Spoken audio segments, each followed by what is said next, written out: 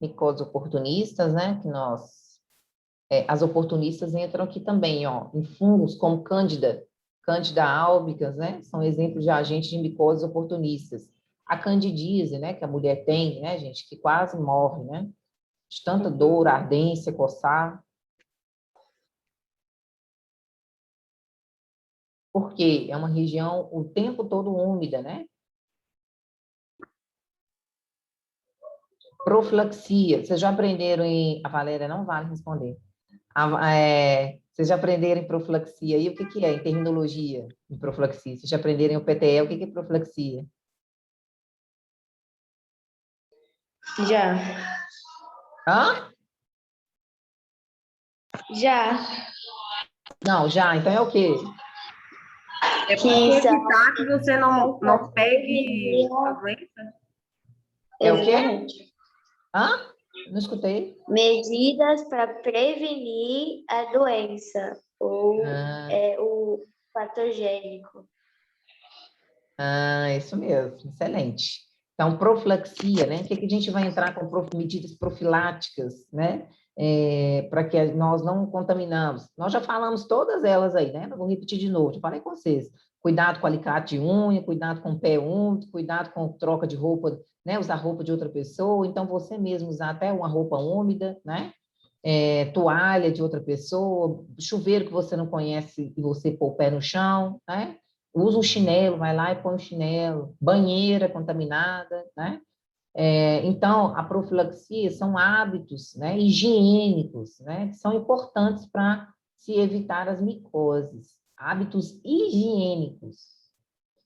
Então, não ande descalços, né, em piso constantemente úmidos de vestiários, saunas, observe a pele e o pelo de seus animais de estimação. Gente, cachorro, gato, papagaio e periquito também tem micose, tá? Do mesmo jeito, na pele, os bichinhos sofrem até, viu? Professora, Oi. Essas micoses, elas só são... E se elas não forem tratadas? Só vai se agravando? Ou em algum momento ela pode... Peraí, só um pouquinho.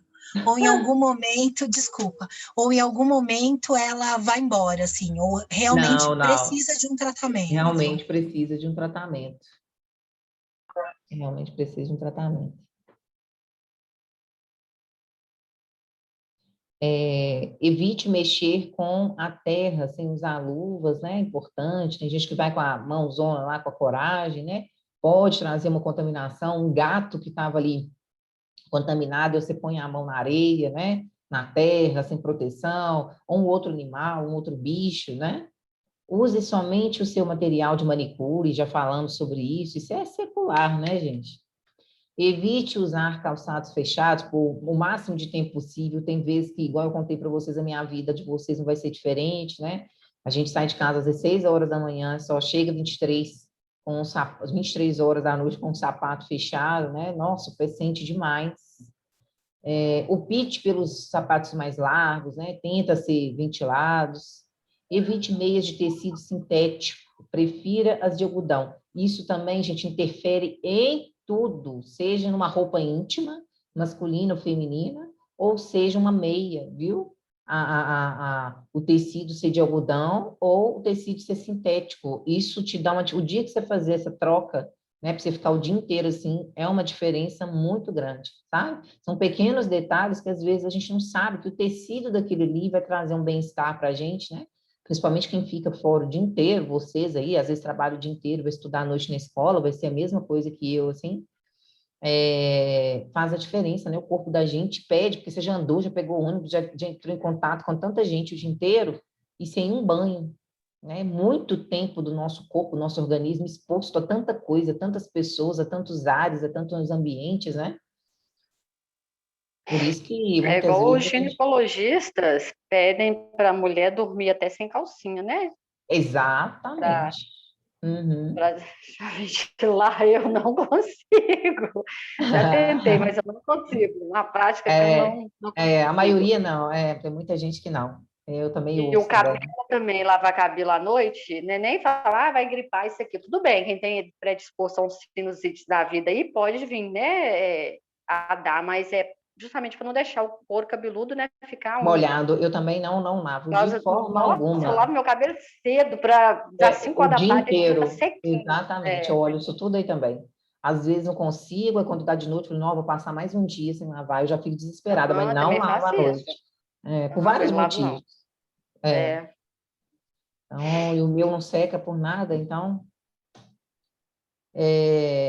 Então, gente, a questão dos fungos, né, é curtinha mesmo, tem essas mais principais, que é que a gente vê aqui sempre, né, que é essa da cabeça, né, essa das unhas, essa do corpo aí por contato de piscina, né, a frieira, então nós temos as mais comuns aqui. E nós entramos nesse exato momento em parasitologia. Então, o que é parasitologia? Então, são parasitas, né? Então, parasitologia é o nome dado, né? Igual micologia, é a ciência que estuda os fungos. Parasitologia é a ciência que tem, né, esse estudo dos parasitas, né? E o que são parasitas, que a gente vai ver agora? São doenças, né, que são contraídas através de um parasita, mas que existem também medidas profiláticas que nós podemos fazer aí. Uma delas, né, é a carne cozida, né, do porco, por exemplo, de animais, né, onde que nos contaminam aí várias vezes. E a tal da lombriga, vocês tanto falam, né, as pessoas tanto falam aí, a lombriga é um parasita, viu? É um parasita. Não é a mãozinha suja da criança que pega no lugar e põe na boca, que desenvolve a lombriga na barriguinha dele. A lombriga, gente, não é bactéria, não é vírus, não é fungo. A lombriga é parasita, tá? Eu estou dando esse exemplo só para vocês verem que existem diferença das coisas, tá? Dessas doenças. Então, a gente fala doenças parasitárias, né? Ou doenças através da contaminação de parasitas. Então, é diferente. Então, quando falar para vocês de uma doença parasitária, essas coisas caem muito em concurso público também, né? Eu não estou falando de bactéria nem de vírus, não. Não deixa os outros fazer uma pegadinha com vocês, vocês caírem, não. Tá? Então, alguns conceitos básicos aí, né? Relacionados a terminologias, né? Então, nós temos aqui... Opa, deixa eu pegar aqui. Parasita. É um ser vivo. Uai, professor, então é um ser vivo, um ser.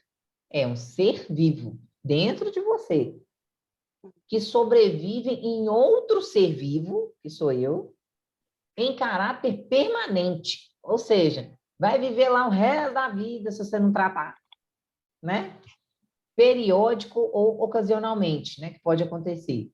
Nele, então, esse parasita pode ficar dentro de mim, ele vai ficar se nutrindo, né? Se alimentando, e provocando alguns danos, né, ao hospedeiro. Quem que sou hospedeiro? Eu. E eu estou hospedando o parasita, tá? Então, parasita vai causar danos ao hospedeiro. Então, hospedeiro sou eu. Lembrem-se, eu estou hospedando o parasita, tá? A gente aprendeu essas terminologias lá em cima, né, de hospedeiro. 2, ectoparasita. Então, ectoparasita é um parasita que habita o meio externo do hospedeiro. Então, a gente vai ver a diferença. Eu sou hospedeiro, um parasita que fica no meio externo. Endoparasita. Endo. É um parasita que se habita nas partes internas do hospedeiro. Histoparasita. Então, só muda isso aqui, né, gente? Histo, endo e ecto. Então, histoparasita é um parasita que alberga os tecidos do hospedeiro. Então, que fica só ali no tecido, não adentra dentro lá do corpo do paciente.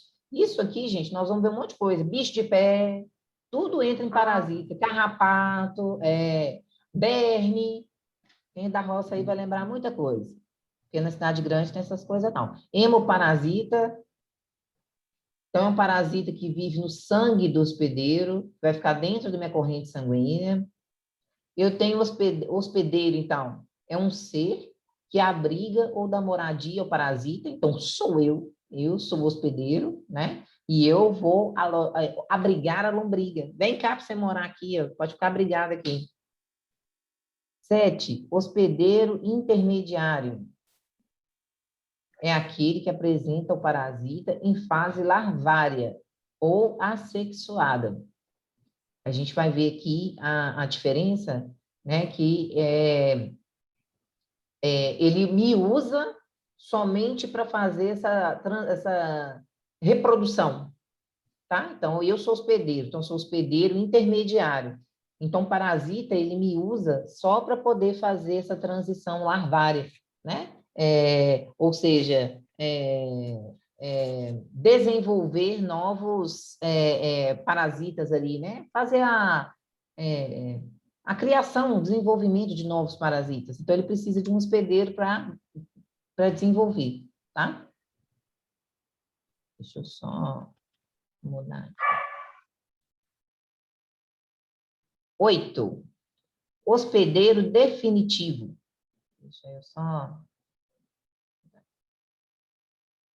Hospedeiro definitivo é o que apresenta o parasita em fase de maturidade ou em fase de atividade sexuada. Vetor, nós já estudamos lá em cima o que é vetor, né? É um animal inferior, um inseto, um roedor, um molusco, que transmite o parasita de um hospedeiro para o outro. Tudo complicado, né, gente? Nós vamos ver separado.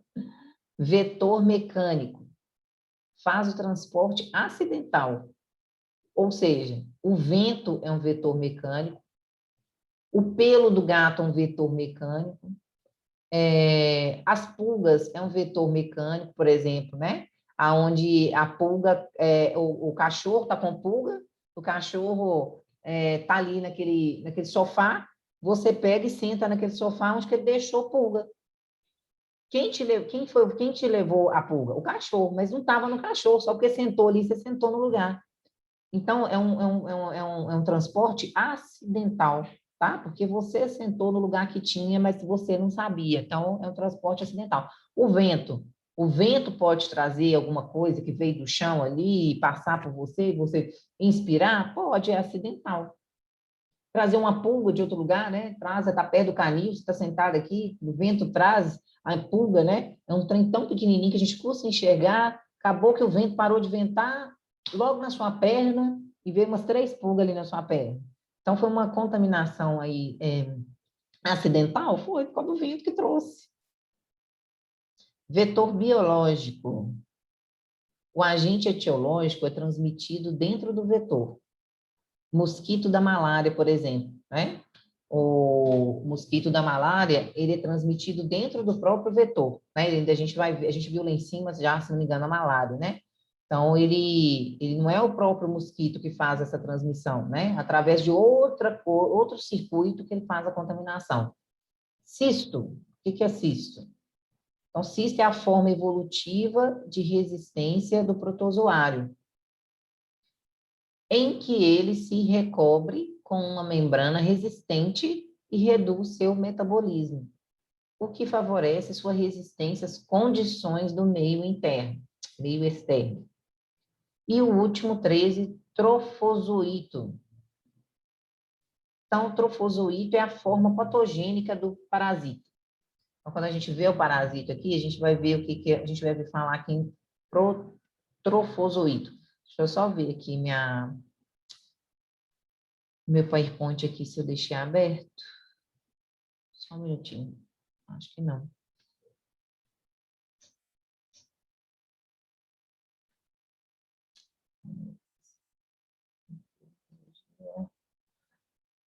Parasitologia aqui.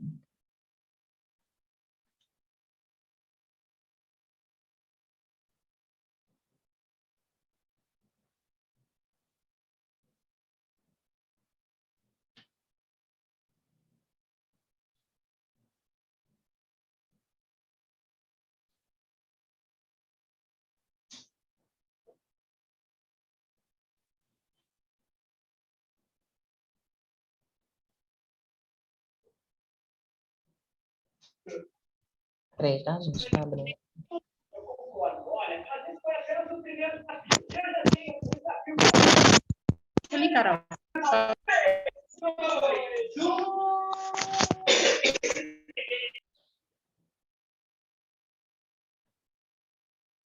Achei aqui.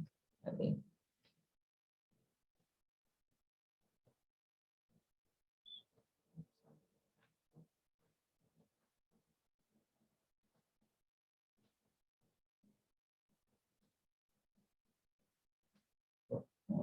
Ah, não. Então, aqui agora já começa do primeiro, então. Vamos lá.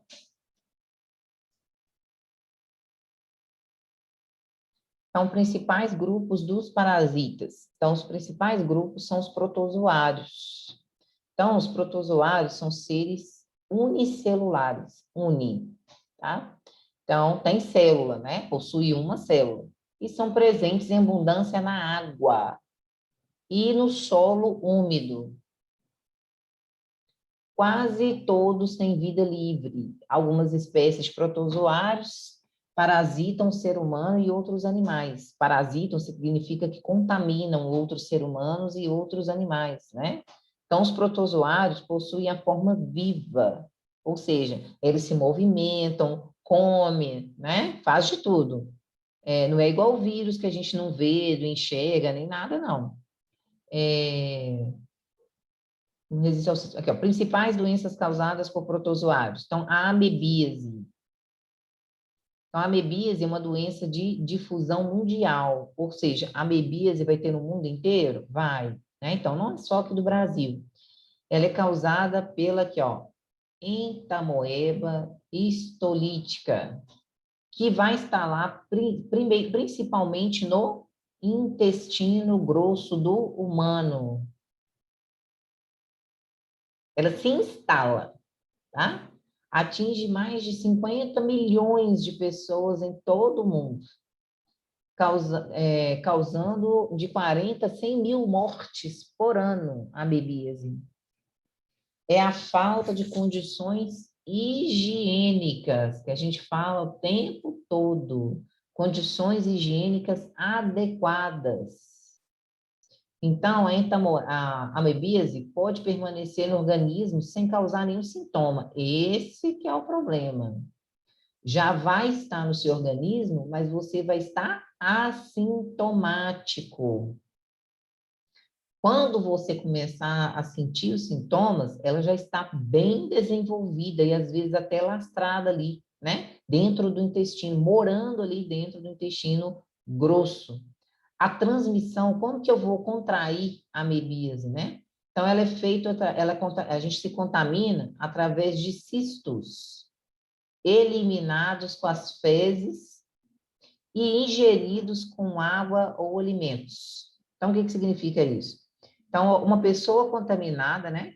Defecou numa areia ali, numa terra, choveu, pegou aquelas fezes todas, né? Escorregou lá para dentro do mar. Aí, o mar não, da água, do córrego. Só que lá na frente, quilômetros, tem uma plantação que leva todo dia para o supermercado ABC. Aí, o senhor pega o balde para aguar a planta, a alface, a couve, a cebolinha, a salsinha. Aí, chega na sua casa, você dá aquela lavadinha meia boca. Você não vai enxergar nada lá, ó. São pequenos cistos microscópicos, que às vezes está no caule, entre uma coisa ou outra, e você não vê, não passa a mão na couve do lado de fora, não põe um pinguinho, né, de água sanitária para remover as coisas. E, ó, come. Então, é onde que a gente tem de contrair. Ah, professor, então ele primeiro é cisto. Depois, esse cisto eu comi, a couve, por exemplo, o cisto vai passar por sistema digestório todo. E o cisto vai desenvolver aonde? Ó, lá no intestino grosso. Então, na hora que chegar no intestino grosso, o cisto vai parar. E vai começar a crescer e desenvolver, né? E vai virar um parasita lá dentro, né? E ele vai descer, não, professora, toda vez que vier fezes assim, não vai descer e sair, não, vai não, ele vai ficar agarrado lá na sua parede intestinal, comendo da sua comida, causando irritação, inflamação no seu intestino e uma série de outras complicações. Então, ele não vai sair dali e vai para o coração, para o pulmão, não. porque ele já se atrai pelo intestino grosso. Então, assim, o calor do intestino grosso, a forma do intestino grosso, ele sempre vai se atrair, caminhar para o seu sistema e parar lá, tá? Então, deixa eu ver se eu tenho aqui a amebíase para vocês verem. Tem aqui, ó. Deixa eu ver se é esse aqui, aqui. Deixa eu começar do aqui, né? Então, aqui, ó, é o ciclo da contaminação, tá? Então, aqui, eu tenho um humano que defecou, ó, defecou na terra, cai na água essas fezes, um humano contaminado, cai na água essas fezes, né? Eu tenho contato com essa água de novo em algum momento, por algum alimento que eu não lavei direito, né? Não cozinhei direito, e vou contrair aqui a amebíase, ó. Mas não é desse tamanho não, viu, gente? Em forma de cistos, tá? Olha o tamanho do cistozinho que ele defecou aqui na areia, ó. Olha o tamanho do cistozinho que tá aqui, ó. Isso aqui é um exame de colonoscopia, tá? Passa aqui pelo ânus e vai até o reto. Isso aqui nós vamos descobrir através do exame de fezes. Aqui, ó, lá por dentro do intestino, a amebíase. Então, eu tenho aqui, ela se aqui, ó, através da contaminação de alimentos, ou então a água contaminada, você pode ter usado aquela água que não é tratada, não foi filtrada, não foi fervida, ó. Tomei um pouquinho, que eu estou muito calor, está muito quente, ou através de um alimento mal lavado e mal cozido, que vai ter esses cistozinhos, que ele vai descer aqui pelo sistema digestório todo e vai se instalar aqui, ó, dentro da mucosa do seu intestino grosso. E ele tende a ficar na parede do seu intestino. O que é parede? Isso aqui é a parede, ó. Parede, parede, parede, parede, parede, parede, parede. Então, ele tende a ficar aqui instalado. Por quê? Esses cistos ficando aqui, o que passar aqui no meio do intestino aqui para você defecar, vai passar livre. E a parede vai ficar impregnada com esses cistozinhos aqui. Professora, tudo por causa do alimento mal cozido, mal lavado e tudo, contaminado? Tudo isso por causa disso. Por isso que o tempo todo fala lavar bem os alimentos. Eu fico vendo os alimentos chegando aqui, pede um varejão da minha casa quando eu vou fazer compra, gente. Chega num caminhão, chega num caixote, um monte de homem põe mão ao mesmo tempo. Isso lá no varejão. Imagina de onde que veio, quantas mãos, quanto chão, quantos trem não passou ali. Quem pegou não sei aonde, fez não sei o quê, pegou no tomate, você chega em casa e esfrega aquele trem, gente. Aqui, né? Como que vai se alojar lá dentro, né? Então, aqui está o intestino, né? O intestino grosso. Fica esse cistozinho, né? Que está aumentado, mas fica alojado exatamente lá na parede do seu intestino, desenvolvendo, né? Então, enquanto o pior que ele vai desenvolvendo em silêncio, porque você não sente, não vê nada. Quando você começa a ficar assintomático, ele já está numa fase assim, que já está te causando muitos sintomas e numa fase bem, como é que fala? Evoluída, né? Já mais para frente. Eu, quando estava fazendo patologia, Isabela, aí a gente está fazendo o estágio. Aí pediu para a gente levar de casa, porque não dava, né, no laboratório lá, na UFMG, não estava aparecendo o exame parasitológico. Aí eu levei de casa, normal. Cheguei lá, fiz no meu irmão, mas estava lotado de ameba. Ah, mentira! E ele tinha dor de barriga, né? Tinha dor de barriga constante, dor abdominal.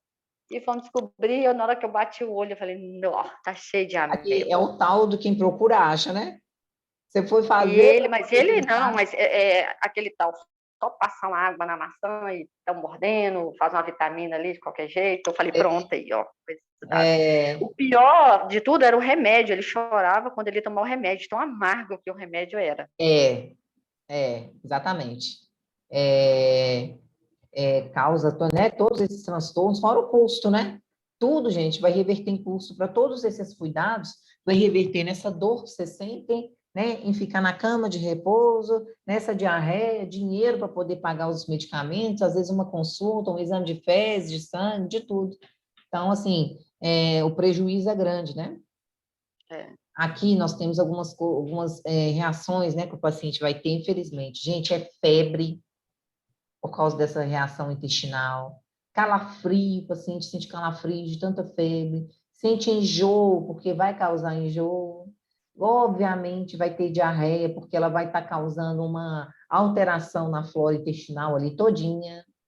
O paciente vai ter náuseas e vômito, né, que já está escrito aqui, enjoos, e cansaço, né? Então, todos os sintomas típicos de uma pessoa que vai cair na cama, não vai trabalhar, não vai conseguir, né? E os sintomas são terríveis, né? Ficar sentindo náusea e vômito, febre, cansaço, diarreia, gente, cruz credo. São um dos piores sintomas que tem, né? Tudo por causa da ingestão lá de água contaminada, né? Alimentos contaminados. Professora, Oi, fala comigo. o risco da desidratação aí é muita, né? Porque vai sentir, O risco da vai desidratação, vomitar, diarreia intensa, né? e isso, Exatamente, vômito, principalmente se né? for idoso, né? Vai ser um estalar de É, dedos. Exatamente. Mas o índice de morte é muito grande, gente. Olha, 40 mil a 100 mil mortes anuais por causa da amebíase. E é isso Nossa, mesmo. mãe. Mas se você ver, vamos olhar só âmbito, a gente aí está falando mundial, né? Porque ela é de acometimento mundial, não é só aqui no Brasil, não. Porque nós vemos que nós temos doenças que é só do nosso clima aqui tropical, né? O Brasil, gente, a maior população de pobre, pobreza, né? Tem igual o Ceará, o povo não tem, às vezes, tem regiões que não tem nem saneamento básico, gente. Água encanada, copada, né? Não tem água tratada, não tem, né? Então, vive aquelas populações que vivem ribeirinhos, né? Essas coisas assim, a contaminação é gigantesca, não tem água tratada, gente. Se pelo menos fervesse a água, né? Para tomar, mas não ferve não, vocês sabem que não ferve, vai ali. Eu, quando era pequena, esses trem de bica de água de córrego, que eu conto para vocês, era eu que tomava. Se eu soubesse o nível de contaminação que aquilo tinha, meu filho, que eu tenho conhecimento hoje, sério, onde que estava, do jeito que estava, minha filha, nós estávamos colocando a mão lá e botando, mandando bala, né? Qualquer córrego, assim, claro. E hoje em dia, cada vez está pior, né, as coisas, né? Malária. Malária é o nome mais conhecido, né, por vocês, mais do que a amebíase. Então, a malária é drástica mesmo, né, uma doença de alto acometimento ainda, né, é uma doença infecciosa, né, causada por um protozoário, né, obviamente nós estamos estudando sobre ele, né, é um plasmódium, que chama, e é transmitida de pessoa para pessoa. E piorou mais ainda, porque a amebíase, eu tenho que fazer uso de algo contaminado, né? A malária, não. Então, a amebíase, eu não vou contaminar de pessoa para pessoa diretamente ali, né? Eu vou fazer uso de algo ali que é sujo, que eu não fiz a higienização correta, né? O cozimento correto. E a malária, eu posso transmitir de uma pessoa para outra, de mim para você, diretamente, né? Então, por meio de uma picada de um mosquito, parece um mosquito da dengue também, tá? Por transfusão de sangue ou compartilhamento de agulhas e seringas infectadas com plasmódio. Então, para eu transmitir para você, você tem que receber uma transfusão sanguínea minha, porque a contaminação é permanente.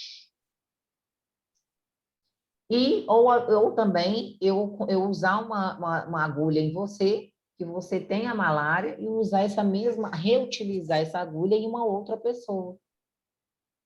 Aí essa outra pessoa vai ser contaminada com a mesma agulha, né, que furou você com malária, e vai furar ela também. Então, o ciclo de contaminação de pessoa para pessoa vem daí, da transfusão sanguínea, e também de usar agulha contaminada de um paciente que tem malária. Os sintomas, né, que são vários, e os sinais que o paciente vai sentir ali, são intensos, né? Então, vai ter muito calafrio, elevação rápida da temperatura do corpo, né? Muita febre intensa, muita náusea, vômito, dor de cabeça, dores musculares, dor abdominal. À medida que a temperatura começa a baixar, o paciente apresenta intensa sudorese. O que é sudorese? Suor. Suor intenso, né? Isso mesmo. Então, a febre geralmente dá aquela baixa, assim, né, de uma vez, e o paciente vem a ter aquela transpiração ali intensa, né?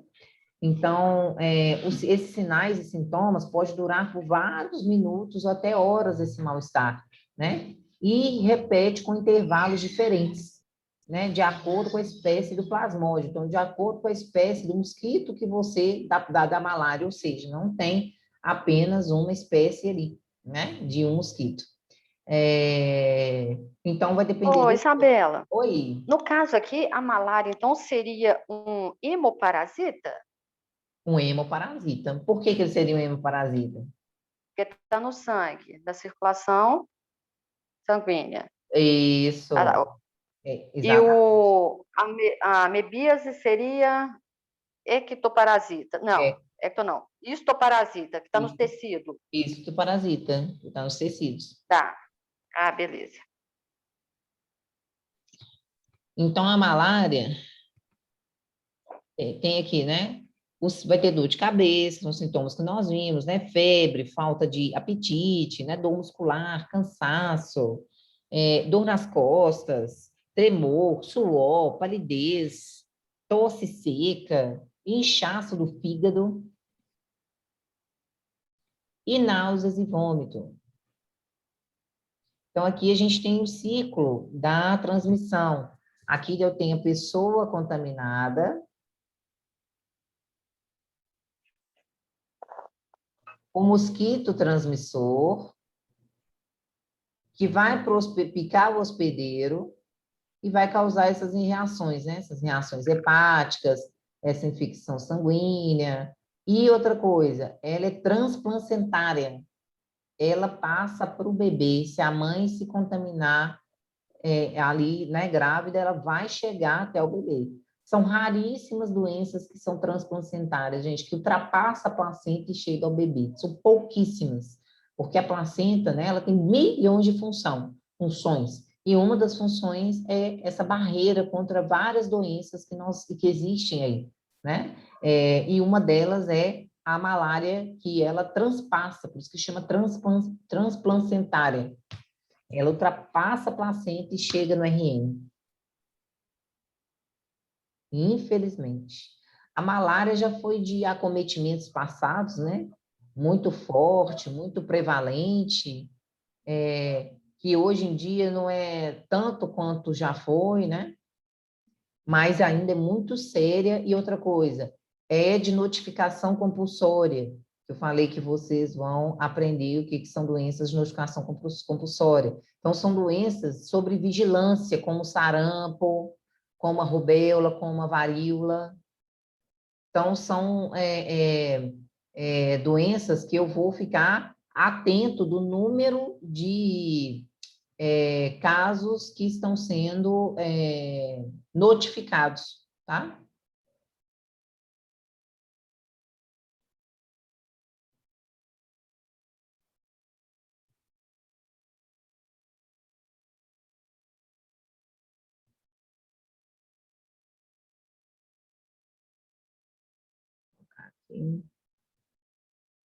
Próximo, doença de Chagas. Essa também muita gente já ouviu falar, né? Que chama doença do coração crescido, né? Muita gente chama ela assim. Então, a doença de Chagas não é uma bactéria, não é um vírus, não é um fungo, ela é um protozoário. Tem gente que trata a doença de Chagas como bactéria, vírus, né? Não é um protozoário. Então, a doença de Chagas é uma infecção que é transmissível. E ela é causada por um parasita, né? Que circula no sangue e ataca o coração. Por isso que chama da doença do coração crescido, né? As pessoas vulgarmente falam, né? Dessa doença dessa forma. Então, pode atacar também os órgãos do aparelho digestivo? Pode, né? Não só o coração, pode atacar o intestino, o esôfago, né? A sua transmissão exige a participação de um vetor, que é o mosquito, e eu sou o hospedeiro, né? Então, o triatomínio, conhecido pelo nome de barbeiro, que é o vetor, viu, gente? Então, o vetor da doença de Chagas é o barbeiro. A gente já vê esse bichinho assim em casa, já fica assustado achando que é o barbeiro, já fica logo querendo matar, né? Porque sabe que a doença de Chagas está ali por trás. Eu, aonde que vejo, meu filho, fico doida. Porque geralmente não é, né? Esses trem de mato, né? De árvore, mas a forma dele é igualzinha. E eu que não vou pagar para ver, né, gente? Ó. Parece Então, uma joaninha, professor? Joaninha não. Joaninha é bonitinho. Parece? Ele Não, parece? não, É não. maior? Ele é grandão aqui, ó. Bem Totalmente feioso, né? diferente. Deixa eu ver Bem a foto. feioso, grandão, Aqui, ó. E ele fede quando mata, Ah, o bicho excomungado. ele é... Isso Ah, tá. mesmo. Isso mesmo. Eu Nu. matei um, achei que era ele, eu fiquei com medo. Minha filha, não dá Parece... bobeira mesmo, não, né? Se você não conhece, não dá Ele bobeira, tem não. um cheiro mesmo, realmente. Exatamente, né? Então, a transmissão aqui da doença de Chagas, né? Ela ataca o sistema nervoso do paciente, ataca o coração e o sistema digestivo. O sistema digestivo é boca, esôfago, estômago, intestino, né? Então, ataca tudo importante ali, né, gente? Coração, sistema nervoso central, intestino, vai comandar tudo ali, né? Sobrou nada. Não sobrou nada, exatamente. Então, tudo de mais complexo ali, né? Acometeu ali o paciente. Então, vamos voltar aqui para a apostila, depois eu volto aqui de novo. Oi, Isabela. Oi! Eu tive parente que deu essa doença de Chagas, né? Aí ela faleceu até uns 2 anos atrás. Toda vez que ia atacar, o coração dela inchava, ela sentia falta de ar. Ela conversava com a pessoa fadigada. Ela não É, conseguia fazer nada. mas tem até hoje paciente que faz acompanhamento, né? Porque você Meu contaminou vizinho muita. tem. Pois é. Muita Meu muita Mas gente vizinho aqui na tem. cidade também tem barbeiro? tem. Mas acometimento realmente mais de florestal, assim, né? De fazendas, de Uhum. matas, né? Mais virgens, mas aqui tem também, tá? Aqui tem também. Você fala que gosta de ficar igual casas mais de pau a pique, casas mais Exatamente. Também tem simplesinha. muito, também tem. Uhum. É o habitat deles, né? Na verdade. Sim.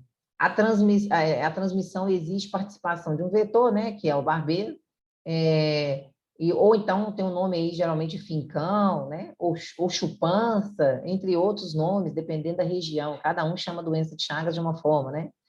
E é uma doença do continente americano, sul dos Estados Unidos até a Argentina. Então, não temos doença de Chagas apenas no Brasil, né? Então, pode apresentar uma forma aguda, né? O que é forma aguda? Aquela forma momentânea, drástica, bastante sintomas no paciente, e pode levar o paciente a óbito, dependendo do grau ali de acometimento, né? Acometer o coração, né? Várias outras coisas. Então, quando a gente fala acometer o coração, vai fazer alterações no funcionamento cardíaco. E já na fase crônica, então crônico, gente, é que passou de 3 ou 6 meses para frente, o paciente já está. O paciente começa a ficar assintomático, começa a ficar com menos sintomas, né? E pode durar de 15 a 20 anos, perdurar, né? Perdurar aí na vida do paciente esses sintomas aí, essa doença por 15 a 20 anos. Né? Então, ele faz um acompanhamento, faz alguns exames aí específicos sobre isso, né? Mas convive com essa contaminação aí por um tempo muito prolongado ainda na vida, né?